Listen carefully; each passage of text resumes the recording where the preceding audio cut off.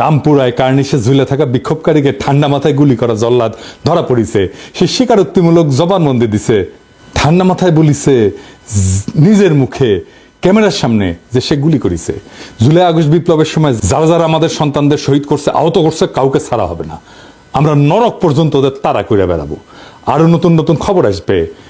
জাল কলে ছোট হয়ে আসছে সবার। পুলিশ, র্যাব, বিজিবি, সেনাবাহিনীকে আহ্বান জানাই, আপনাদের বাহিনীর যারা গণহত্যার সাথে যুক্ত ছিল তাদের বাঁচানোর চেষ্টা করবেন না। গুমের সাথে যারা যুক্ত ছিল বাঁচানোর চেষ্টা করবেন না মেহেরবানি করে, তাইলে আরো বড় বিপদে পড়বেন। কারা কারা বাঁচানোর চেষ্টা করতেছে আমরা খেয়াল রাখতেছি। হেলিকপ্টারে কারা ছিলেন, কয়টার সময় উঠেছিলেন, কমান্ডে কে ছিলেন, কি কি অস্ত্র ছিল, খরচা করেছিলেন কি কি গুলিগোলা, কয়টায় ল্যান্ড করেছে, ওই হেলিকপ্টার থেকে গুলি করা অপারেশনের সব কলে আছে, খুঁজে বের করা হয়েছে। ট্যাগ করা হয়েছে ওই টাইম, ফ্লাইট আর হতাহতের সাথে। হেলিকপ্টার হত্যাকাণ্ডের ডিটেল হাতে আসিছে। হেলিকপ্টারে উঠেছিলেন যারা, তারা ভাবতেছেন ফাঁকা আওয়াজ দিতেছি, পিনাকি ফাঁকা আওয়াজ দেয় না। স্যাম্পল দিচ্ছি। প্রথম হেলিকপ্টার মিশন শুরু হয় 19 জুলাই বেলা 1:40। আকাশে উঠে হেলিকপ্টার, নামে 3:10। কমান্ডিং অফিসারের নাম লেফটেন্যান্ট কর্নেল টা টা টা টা টা টা টা। এটা আবার কি? যে আসিল সে ঠিকই বুঝিছে, তাই না? মুনিম ফেরদৌস ভালো আছেন? আন্নে সহ মোট 4 জন আছিলেন। একজন সিনিয়র ওয়ারেন্ট অফিসার, একজন সার্জেন্ট, একজন কর্পোরাল। নাম কইলাম না। কি কি খরচা করেছিলেন? অন্যান্য কিছুর সাথে সাউন্ড গ্রেনেড খরচা করেছিলেন 25টা। 1.5 ঘন্টার ফ্লাইটে শুধু সাউন্ড গ্রেনেড মারিছিলেন 25টা। বিশ্বাস হয়েছে? এবার আমরা কাজটা করে ফেলেছি। লেফটেন্যান্ট কর্নেল মুনিম ফেরদৌস পাতলা পায়খানা ছুটে গেছে না? আরে বেচারা, ওয়াকার সাহেবের পাও ধরে বসে থেকে লাভ নাই। পাশার দান এক সময় উল্টায় যায়, মজলুম ক্ষমতা পায়। প্রফেসর ইউনূস, আপনারে বলতেছি, প্রত্যেক হত্যা, প্রত্যেক গুম, সবগুলোর বিচার করবেন বলছিলেন আপনি, প্রতিশ্রুতি দিছিলেন। কেন গুম কমিশনের অ্যারেস্ট ওয়ারেন্ট দেওয়া সামরিক অফিসারদের গ্রেপ্তার করা হচ্ছে না? আপনি জাতিসংঘকে যুক্ত করেন দরকার হইলে। বিচার চাওয়ার জন্য, এদের আদালতে তোলার জন্য আমাদের কেন অপেক্ষা করতে হবে? আর যদি অপেক্ষাই করাবেন, তাইলে আপনি প্রতিশ্রুতি দিছিলেন কেন? এই সামরিক অফিসাররা কি করিচ্ছে জানেন? যারা গুমের সাথে যুক্ত ছিল, যারা আয়না ঘরে গুম করেছিল, তারা যাইয়া ওয়াকার সাহেবরে কইছে, দেখেছেন আর্মির বদনাম করিচ্ছে। আমরা তো সার্ভিং আর্মি, আমাদের কেন সিভিল আদালতে বিচার হবে? আমাদের সেনা আদালতে বিচার করেন জাহাপনা। সেনা আদালতে কেন? কারণ সেনা আইনে গুমের কোনো শাস্তিই নাই। বুদ্ধি হ্যাজ, কেমনে কান্নি কেটে বাইর হওয়া যায় সে বুদ্ধি ঠিকই বাইর করেছে। একমাত্র হাসিনা যদি আবার ফিরে আসে, তাহলে বাঁচবার পারবো। তাকে চুল গজায়, ট্রান্সপ্লান্ট করা যায়, ওষুধপত্র দেওয়া যায়। হাতের তালুতে চুল গজায়, যাওয়া যায় না। হাতের তালুতেও চুল গজাইতে পারে কোনো দুর্ঘটনায়, কিন্তু হাসিনা আর ফিরবি না, ওই আশা করিস না। আওয়ামী লীগ আর ফিরবি না। দুনিয়া তো সোজা না। শুধু আর্মি না, পুলিশ না, যে ডাক্তার অ্যানেস্থেসিয়া ছাড়া পায়ের মধ্যে ড্রিল মেশিন চালাইছিল ছাত্রদের, তারও ধরবো। ডাক্তার সাহেবেরা কেউ যদি একটা আওয়াজ দিচ্ছেন, সানডে মানডে গেলে ক্লোজ করে দেবো। যে তাকে বাঁচাইতে আসবে তাদেরও পার্টনার্স ইন ক্রাইম হিসেবে প্যাকেট করে দেবো। পিনাকি যেমন ডাক্তার, সে ডাক্তাররা ছাড়ে না, ওরকম আর্মি অফিসাররাও আছে, সৈনিক আছে যারা আর্মি অফিসাররা ছাড়বে না, সৈনিককে ছাড়বে না। শাস্তির মুখোমুখি হবেন, নয়তো সমাজে ইনসাফ কায়েম করা যাবে না। যদি বিচার করতে না দেন, বাধা সৃষ্টি করেন, তাহলে সবার নাম ধাম, ছবি, বাসার ঠিকানা, আত্মীয় স্বজন সবকিছু পাবলিক করে দেব। সারা দুনিয়ার রাস্তা বন্ধ হয়ে যাবে। বুকের মধ্যে আগুন নিয়ে 18 কোটির দেশে 18,000 তরুণ যুবক থাকবেই, যারা প্রতিশোধ নেওয়ার জন্য টকবক করবে। পর্বত প্রমাণ অরাজকতা যদি সৃষ্টি করতে না চান, বিচার করতে দেন। নাম ধাম ছবি ছড়াই দেওয়ার কথা হয়েছি আত্মীয় স্বজনের, হ্যাঁ, খুব লেগে গেছে না? এই যে দেখেন, জুলাই আগস্ট বিপ্লবের তালিকা করতেছে। হ্যাঁ, থাকে টরেন্টোতে। কানাডার এমবাসি কি বসে বসে? এটা কানাডার আইনে অপরাধ। দেশের বাইরে থেকে যারা এই কাম করতেছে, এদের ব্যবস্থা নেবেন। দেখেন লিখেছে, যেখানেই পাবেন ধোলাই দিবেন। কমেন্ট বক্সে দেখান এডিটর সাহেব, কি মনে হয় কানাডার বাংলাদেশ দূতাবাস এটা কানাডার আইনে অপরাধ কিনা? সকল পার্টিকুলার জোগাড় করে রাখবেন, আমি যোগাযোগ করব। কেমনে ব্যবস্থা নেবেন আমি কয়া দেবো। এইগুলো ভিতর দিন, এক দাবরানি দিবেন, ঠান্ডা হয়ে যাবে। আমরা ফ্যাসিস্ট শাসনের বিরুদ্ধে লড়াই করছি, এরা ফ্যাসিস্টের দোসর, বেশি বাইরের না। থাকতে দিছি এটাই অনেক। আইকম্যানের মতো ধৈর্য আনবো কলে বাংলাদেশে। আপোষে বিচার কাজ চালাইতে দেন। আওয়ামী লেসপেন্সারি করবেন, ফ্যাসিবাদের দালালি করবেন বৈশা বৈশা, আমরা দেখবো সেটা? এটা দেখতে দেবেন? শুনেন, পুলিশ, র্যাব, মিলিটারি ইন্টেলিজেন্স, আপনাদের ইন্টেলিজেন্স ছাড়াই আমরা কাজ করতে সক্ষম, বুঝছেন তো? মুগ্ধর হত্যাকাণ্ডের ফরেন্সিক কে করছে জানেন? মুগ্ধর বড় ভাই, মেরিন ইঞ্জিনিয়ার। আমরা প্রত্যেক ক্ষতিগ্রস্ত পরিবারকে ফরেন্সিক করা শিখাই দেবো। আর আমাদের এক্সপার্টরা তো আছেই। গ্রেপ্তার বা বিচারের পথে যদি বাধা সৃষ্টি করেন, তাইলে ওই জল্লাদ জয় বাংলা হয়ে যাবে। বিচার হবেই। আদালতে যেতে না চাইলে জনতার আদালতে বিচার হবে। কোনটা বাইছে নেন। রাস্তায় মাইর খা পিটুনি খেয়ে জয় বাংলা হবেন নাকি আদালতে জয় বাংলা হবেন, এটা আপনার চয়েস। সালমান এফ রহমান শ্রমিক বিদ্রোহের বার্তা দেয়, পলক টিস্যু পেপারে বার্তা দেয়। দেখেন আপনারা বৈশাখ ছিলেন মিয়া, গ্রামীণ ফেব্রিক্সে আগুন দিছে বেক্সিমকোর শ্রমিকেরা। এই বেক্সিমকো জাতীয়করণ করা হয় নাই কেন? এখনই জাতীয়করণ করেন। এটা সাধারণ মানুষের টাকা চুরি করে বানানো, এটাই সারা দেশের মানুষের হক আছে। বেক্সিমকোর শ্রমিক কর্মচারীদের কইতেছি, দরবেশ বাবারে না সিনায় নিয়া রাস্তায় পিটায় জয় বাংলা করে দেব, মাস্তানি প্রত্যেকটা অফিস জয় বাংলা করে দেবো সারা বাংলাদেশে। এবার আসেন 7 কলেজ নিয়ে অগ্নিগর্ভ অবস্থা কেন হয়েছে সেটা নিয়ে আলাপ করি। এক সময় কলেজগুলোর একাডেমিক এবং প্রশাসনিক কাজগুলো হয়তো কোনো না কোনো বিশ্ববিদ্যালয়ের অধীনে, সার্টিফিকেট দিত বিশ্ববিদ্যালয়গুলো। এটারে বলা হয় অধিভুক্ত কলেজ। আমি যেমন রাজশাহী মেডিকেল কলেজে পড়ছি, এটা তো কলেজ, কিন্তু আমার সার্টিফিকেট রাজশাহী বিশ্ববিদ্যালয়ের। আমার কলেজের প্রিন্সিপালি ডিন ছিল মেডিকেল অনুষদের, আমাদের রেজাল্ট দিত রাজশাহী বিশ্ববিদ্যালয়। মেডিকেল কলেজগুলোর মতোই অন্যান্য সমস্ত কলেজই কোনো না কোনো বিশ্ববিদ্যালয়ে অধিভুক্ত ছিল 90-এর দশক পর্যন্ত। পরে 90-এর দশকে এই কলেজগুলোকে জাতীয় বিশ্ববিদ্যালয়ের অধীনে আনা হয়, কারণ কলেজের সংখ্যা বেড়ে যাচ্ছিল, কলেজগুলোর কাজে আলাদা বাড়তি একাডেমিক আর প্রশাসনিক চাপ সৃষ্টি হইতেছিল বিশ্ববিদ্যালয়গুলোর উপরে।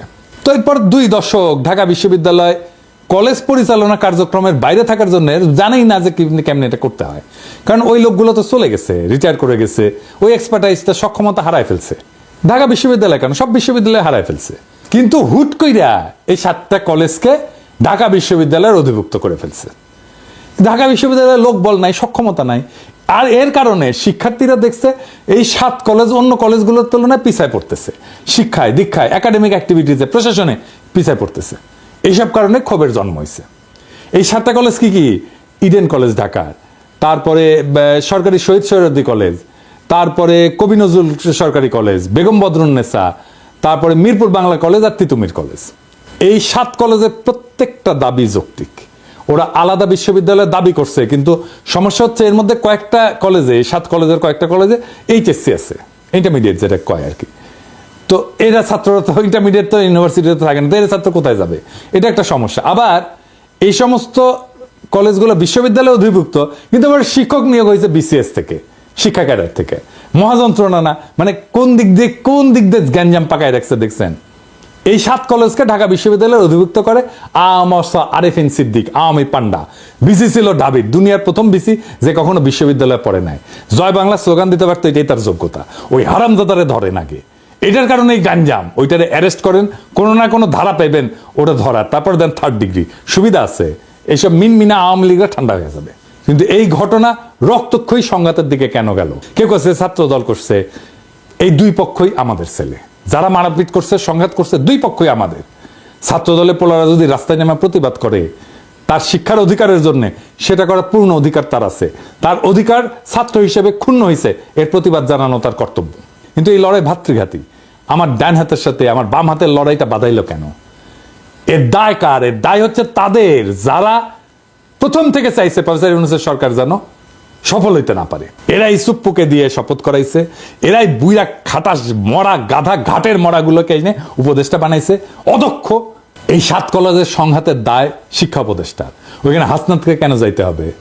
ওইখানে শিক্ষা উপদেষ্টা যাবে, সে মাঝখানে দাঁড়ায় বলবে বাবারা তোমরা ফিরে যাও, আমি দেখতেছি। এখানে মুরব্বির ইন্টারভেনশন দরকার। ছাত্ররা আশ্বস্ত হয়ে ফিরে যাবে, যাই তো, আমি শিওর, লিখে দেন। ওরা প্রত্যেককে জিজ্ঞেস করেন, শিক্ষা উপদেষ্টা ওখানে যায় যদি রাতে বলতো বাবারা তোমরা ফিরে যাও, আমি দেখতেছি, ওরা ফিরে যেত।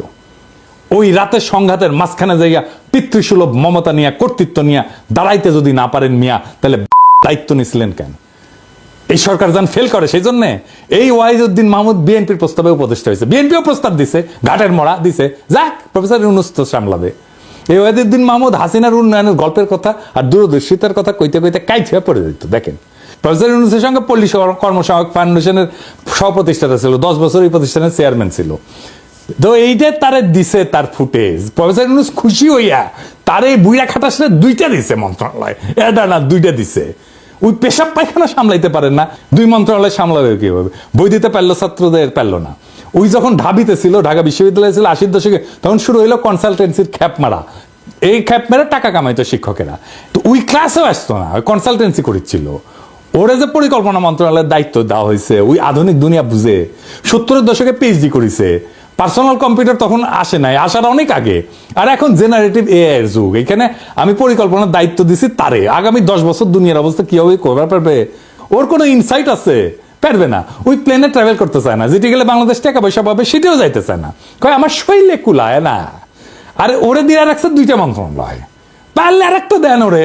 প্রফেসর ইউনূস আজকালকার দিনে 30-40 বছরের মন্ত্রী হইতেছে, দাবড়ায় বেড়াইতেছে সারা দুনিয়ায়। আর প্রফেসর ইউনূস বুড়া হাবড়া, বুড়া খাটার ঘাটের মরায় না, মন্ত্রী বানাই দিচ্ছে। মন্ত্রী হওয়ার লোক পায় না। এটা তো 4 মাসই টিকতে পারে নাই। যে প্লেনে ট্রাভেল করতে বিজনেস ক্লাসে ট্রাভেল করবে, সেখানে শরীরে কুলায় না যায়।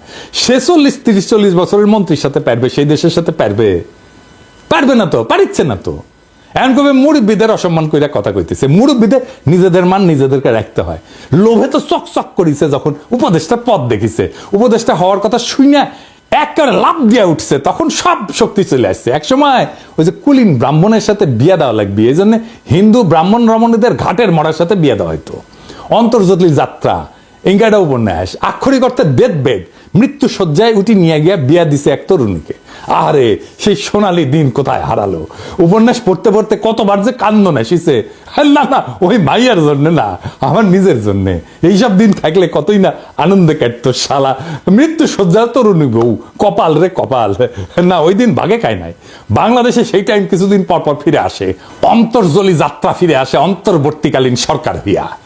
বাংলাদেশের ইন্টেলেকচুয়াল ব্রাহ্মণেরা তখন গাছ হারা দিয়ে উঠে বসে মৃত্যুসজ্জা থেকে উপদেষ্টা হওয়ার জন্য দৌড় করে। আমাক সেদিন এক ডাক্তার ফোন মারিছে, হ্যাঁ, ও রিটায়ার্ড প্রফেসর। তো ফোন দিয়া কয়, আমার টিচার ছিল ইয়াংকালে, তো ফোন দিয়া কয় যে স্বাস্থ্য উপদেষ্টা নাকি বদল হবে। আমি বললাম, আমি কি প্রধান উপদেষ্টা যে আমার কইতেছেন? উনি আমার মেডিকেল কলেজের ওই ইয়াং টিচার ছিলেন, প্রফেসর হইয়া রিটায়ার করছেন। তো কয়, শুনেছি উই নাকি উপদেষ্টা হবি। আমি বললাম, জানি না ভাই এই সমস্ত। তুমি কয়, আমি কি দোষ করলাম বলো? আমি বললাম, মানে? তো কয়, আমারে উপদেষ্টা বানানো যায় না। আমি মনে উপদেষ্টা বানানো ঠিক আনিছি। উনি কয়, সংস্কার টংস্কার করলামই নি। আমি বললাম, ভাইজান যা করতেছেন ওটাই করেন, প্র্যাকটিস করেন। এটা বাসর ঘর না যে খালি মজাই আর মজা। আমার টেস্ট করে দেখা দরকার। যদি 80 বছরের উপরে যদি টিকা যায় আর কি, বেঁচে থাকি, তাহলে আমাকে না উপদেশটা বেনে দিয়ে একদিনের লেগে দেখি শরীরে আলাদা জোশ আসে কিনা। শুধু দিনের আর রাতেও দেখুন নি, রাইতের কাছে জোশ বেশি আসে কিনা। না না, অন্য কোনো খাস নাই। এটা বৈজ্ঞানিক অনুসন্ধান করলামই নি। শুধু চারুকলা কেন বিজ্ঞান করবে, আমিও না করি বিজ্ঞান। ওই বিদেশের টাকা আনতে না গেলেও, বই ঠিক মতো দিনতে না পারলেও, ছাত্রদের সঙ্গে থামাইতে না পারলেও ছুটে গেছে ইন্ডিয়ান হাই কমিশনের প্রোগ্রামে। ইন্ডিয়ান নায়িকা থাকলে অবশ্য আমিও গেলামই নি। উটি কি মধু আছে জানি না। মির্জা ফখরুল কিছুদিন আগে কইছিল যে তারা ভারতকে আশ্বস্ত করেছে যে বিএনপি বিচ্ছিন্নতাবাদীদের প্রশ্রয় দিবে না, ভারতের সাথে নাকি সম্পর্ক আরো ভালো হবে। আরে বিচ্ছিন্নতাবাদীদের কে আশ্রয় দেয় মির্জা ভাই? শান্তি বাহিনী কে অস্ত্র ট্রেনিং দিছে? কুকি সিনকে কে অস্ত্র ট্রেনিং দিছে? সীমান্তে বাংলাদেশিদের কে মারে? কাদের সিদ্দিকীকে কে আশ্রয় দিছে? বাংলাদেশের সেনাবাহিনীর সাথে যুদ্ধ করছে কাদের সিদ্দিকী। আবার সে বাংলাদেশের বিরুদ্ধে প্রচারণা করেছে বাংলাদেশের সিকিউরিটি থ্রেট তো ইন্ডিয়া। ইন্ডিয়ারে আশ্বস্ত করার কে মির্জা ফখরুল? আমার ইস্যু নিয়ে তার প্রতিশ্রুতি কোথায়? তারে তো আমাকে আশ্বস্ত করতে হবে যে সে বাংলাদেশ বিরোধী প্রচারণা চালাবে না, ভারতের মাটিকে বাংলাদেশের বিরুদ্ধে অন্তর্ঘাতের কাজে ব্যবহার করতে দিবে না। সে এখন হাসিনাকে আশ্রয় দিয়ে রাখছে, ইন্ডিয়া বৈশা বাংলাদেশ বিরোধী কাজকর্ম করে যাইতেছে, সেটার ব্যাপারে কোনো আলাপ নাই। ইন্ডিয়ার থাকলে কি হয় সেটা কঙ্গনা রানাতের সিনেমায় দেখাইছে মুজিবে দিয়া। ইন্দিরা গান্ধীকে বাংলাদেশের মা বানাইছে, ওই নাকি বাংলাদেশের জন্ম দিছে। তো কে ইন্দিরা গান্ধীরে? বাপ ছাড়া তো আর মা হয় না, তাই না? তাহলে নিশ্চয়ই থেকে ইন্দিরা গান্ধীরে। তো মুজিবের মৃত্যু দৃশ্য দেখাইতেছে, মুজিব পলাইতেছে ডরে, দরজা লেগে দিছে, আর কপালে গুলি খেয়ে জয় বাংলা হয়ে গেছে। মুজিব কেমনে মারা গেছে এটা কি তারা জানে না? মুজিব তো বন্দুক দেখে পলায় নাই তার মাইয়ার মতো। তারে আমরা অপছন্দ করতে পারি, রাজনৈতিক বিরোধিতা করতে পারি, তার রাজনীতির নির্মূল করার শপথ নিতে পারি, কিন্তু সে তো সাহসের সাথে একা কনফ্রন্ট করছে, অগাস্ট বিপ্লবীদের সাথে তর্ক করছে যারা তারা মারতে গেছিল। এমনকি বলছে বেয়াদবি করতেছিস কেন? সে তার মাইয়ার মতো পলায় নাই। সে এনিমি, শত্রু, আমাদের রাজনৈতিক শত্রু, কিন্তু অনারেবল এনিমি। তার এই অকুতভয় ব্যক্তিত্বকে আমরা রেসপেক্ট করি, কিন্তু তাকে ভীতু কাপুরুষ হিসেবে উপস্থাপন করলো ইন্ডিয়ান সিনেমায়। এটাই হইতেছে ইন্ডিয়ান প্রতিদান। হাসিনার ক্যারেক্টার তার বাপের উপরে প্রতিস্থাপন করলো। আপনাদের জন্য এরকম লজ্জাজনক পরিণতি অপেক্ষা করতেছে। বাংলাদেশের চরম ডানপন্থার উত্থান, এইটা শর্ত আপনারাই তৈরি করে দিতেছেন, আপনারা সকলে মিলা। আপনারা যত বেশি লুসা মারবেন না, তত বড় চরমপন্থার উত্থান হবে। ঠেকাতে পারবেন না, ঠেকাতে তো পারবেন না, উড়ে যাবেন একেবারে।